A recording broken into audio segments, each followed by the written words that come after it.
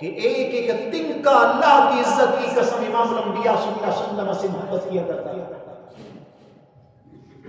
اور یہ آنکھوں والے جانتے ہیں. اعلیٰ حضرت عظیم البرکت آپ جب امام الانبیاء صلی اللہ علیہ وسلم کے شہر مدینہ میں پہنچے تو ایک نعت خواں تھا.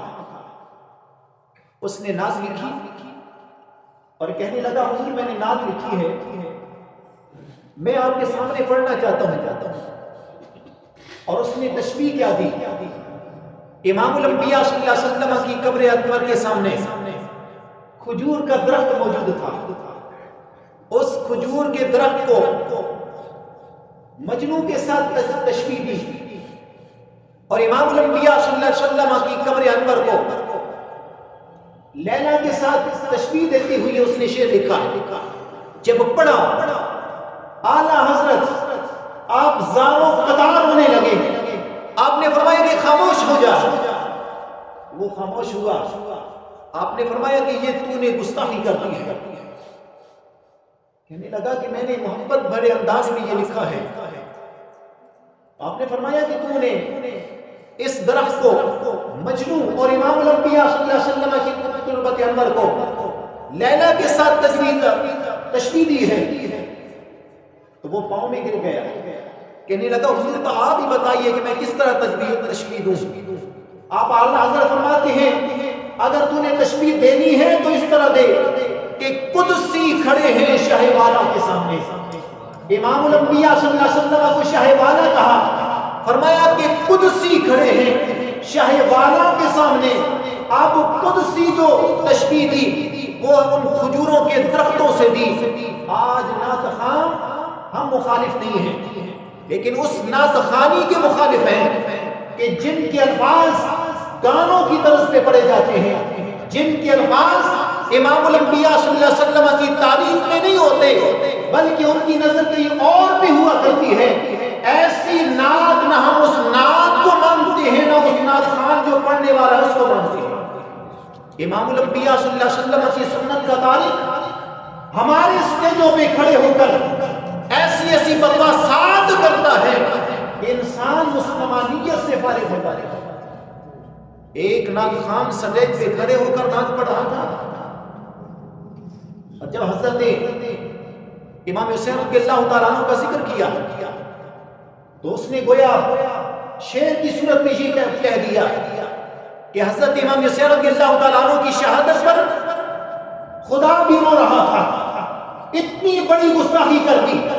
ہمارے وہاں پر ایک محبت بیٹھے تھے، عالم بیٹھے تھے، انہوں نے بازو سے پکڑ کے ایک سائڈ پہ کر دیا. فرمایا ظالم تم اپنے پیسوں کی خاطر یہ نہیں دیکھتے کہ تم کیا بکواس کر رہے ہو. یہ تو نے گستاخی بڑے الفاظ کہہ دیے اور تم خود بھی مسلمانیت سے خارج ہو چکی اور یہ سننے والے بھی تمہارا کلمہ پڑھا. تو جب بھی نعت خوانی کی جائے، جب بھی کوئی الفاظ پڑھے جائیں امام الانبیاء صلی اللہ علیہ وسلم کی محبت میں پڑھے جائیں. اور مسلمانوں ہم اہل سنت و جماعت ہیں.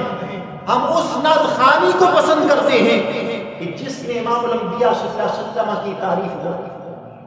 ہم ان کا بائیکاٹ کرتے ہیں کہ جو سنت کے تارک ہو کر نہ داڑھی اپنے سامنے بچھائی ہوئی ہے، تازہ شیو کرا کے ہمارے اسٹیجوں پہ کھڑے ہو جاتے ہیں، گانوں کی طرز پہ یہ شروع ہو جاتے ہیں. اور ایسے خطیبوں کی بھی ہم پرزور مذمت کرتے ہیں کہ جو سر کے انداز میں دوسروں کو خوش کرنے کے لیے رافضیت سے بھری ہوئی ہے، ہمارے سمجھوں میں کھڑے ہو کر صرف واہ واہ کرانے کے لیے، صرف اپنی جیبوں کو بھرنے کے لیے ہمارے اسٹیجوں کو استعمال کرتے ہیں. یہ کوئی دین کی تبلیغ نہیں ہوتی. رزق دینے والا میرا رب ہے. خدا کی قسم اپنے دین سے اگر آپ نے صحیح اپنے دل سے اس کی خدمت کی، یہ دین ایسا نہیں کہ آپ کو کھانے کے لیے بغیر بھوکا رکھے گا.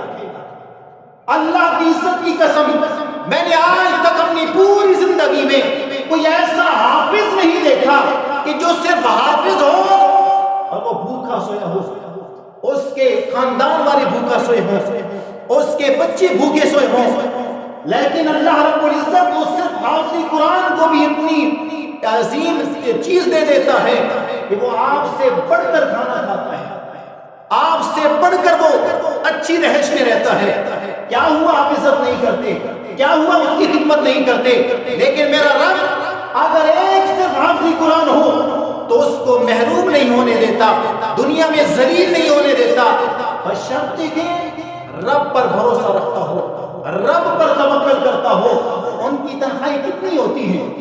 10,000 20,000 سے زیادہ نہیں ہے. لیکن اپنی رہائش بھی دیکھ لیں، ان کی رہائش کو بھی دیکھ لیں، ان کا کھانا بھی دیکھ لیں، اپنا کھانا بھی دیکھ لیں.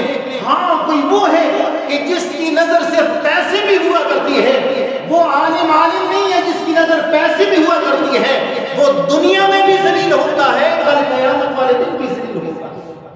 تو ہماری جو چیز ہے سب سے پہلے ہمارے اللہ رب العزت کا دین مقدم ہونا چاہیے.